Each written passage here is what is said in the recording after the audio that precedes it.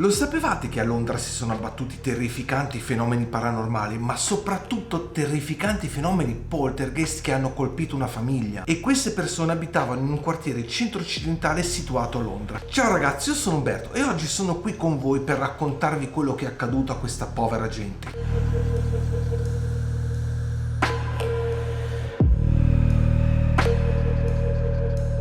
Premetto subito che è uscito un libro su questa terrificante vicenda, che è intitolato The Poltergeist Prince of London, scritto da James Carl. I disordini si sono verificati al 63 di Wycliffe Road a Battersea, appunto a Londra. Gli occupanti erano la famiglia Hitching, composta da Wally, che era un macchinista, sua moglie Catherine, la loro unica figlia di soli 16 anni chiamata Shirley, la madre di Wally, Heather, e suo figlio adottivo di nome Jones, che era un geometro intorno ai 20 anni. Alla fine di gennaio 1956, sul letto della loro figlia, comparve una chiave misteriosa, una chiave dorata che nessuno riuscì a identificare. Anche suo padre, pensate un po', che la provò in tutte le stanze della casa senza successo. Quella chiave praticamente non apriva nessuna porta, quindi la prese, la mise in cucina e il giorno dopo fu ritrovata nuovamente nel letto di Shirley. I rumori di botti, colpi e rumori strani iniziarono verso la fine del gennaio del 1956, tenendo sveglia dapprima tutta la famiglia di notte, fino ad arrivare a un certo punto, ragazzi, che queste povere persone non riuscirono più a dormire tutti i giorni, e ogni giorno questa situazione si aggravò, diventò sempre più impossibile e insostenibile. Pensate un po', ragazzi, che questi rumori aumentarono così tanto di intensità da essere uditi persino dalla strada, attirando ovviamente l'attenzione dei vicini, ma non solo. Colpi assordanti che rimbombavano in tutta la casa, nei muri, li facevano tremare addirittura, scuotevano i mobili e persino i pavimenti. Ovviamente, arrivati ad un certo punto, anche i vicini si lamentarono e Shirley, riflettendo un attimino sulla situazione, capì che questi rumori non provenivano dai muri o dai mobili come all'inizio sembrava, ma bensì dalle fondamenta della casa, dalle radici. I rumori aumentarono settimana dopo settimana, ma ad un certo punto si aggiunse un altro suono, che era un suono tipo un suono stridulo, graffiante, che proveniva all'interno dei mobili, che tormentava non solo di giorno, ma anche tutte le notti questa famiglia, che non riuscì neanche più a dormire, ovvero privata totalmente dal loro sonno.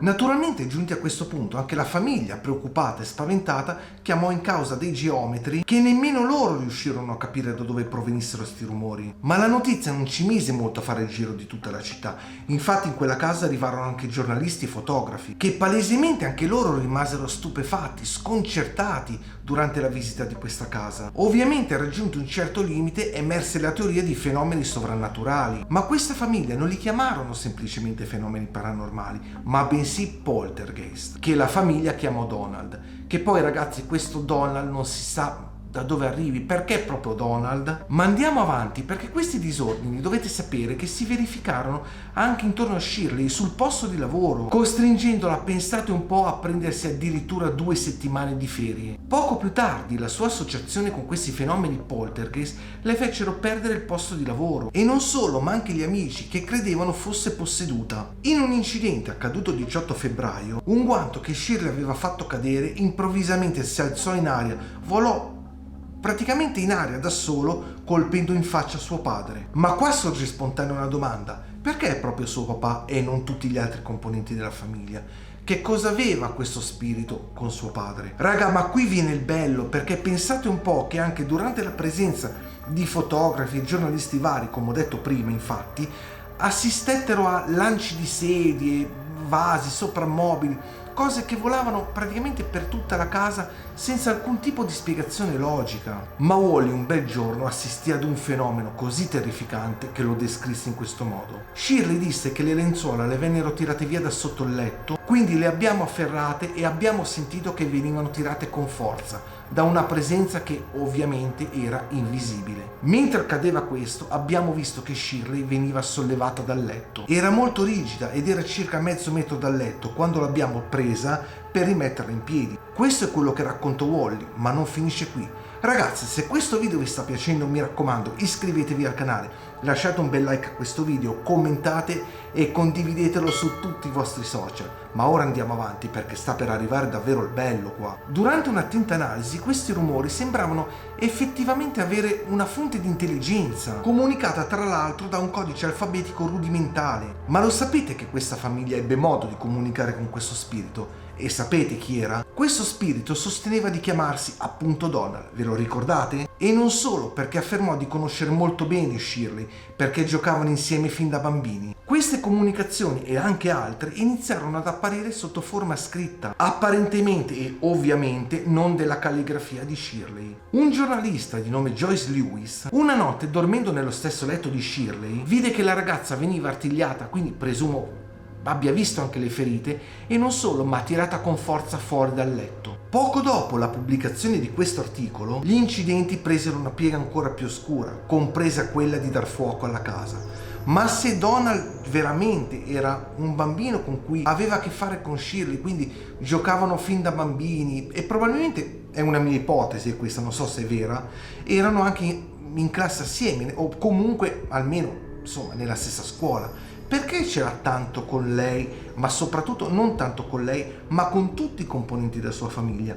Cosa gli avrà fatto Shirley di così cattivo, di così orribile, da farlo comportare in questo modo? Mettete nei commenti voi magari cosa ne pensate. Pensate che vi fu addirittura un'apparizione di un fiammifero, acceso ovviamente, che volò in aria e delle lenzuola che venivano date alle fiamme. E Wally purtroppo riportò una brutta ustione sulla mano. Ragazzi, qui sta per accadere l'inverosimile, perché Harold Gibbet, che è un investigatore del paranormale, avviò un'indagine all'inizio di marzo. Ottenne verifiche sorprendenti dai fatti forniti da Donald, che durante un'opera teatrale, chiamiamolo così, del XVIII secolo, venne a sapere che appunto quest'opera conteneva già tutte quelle informazioni. Purtroppo però fallì in ulteriori tentativi di verificare la storia di Donald, che affermò addirittura, pensate un po', di essere Luigi XVII. E sapete cosa affermò anche? Shirley, sto arrivando.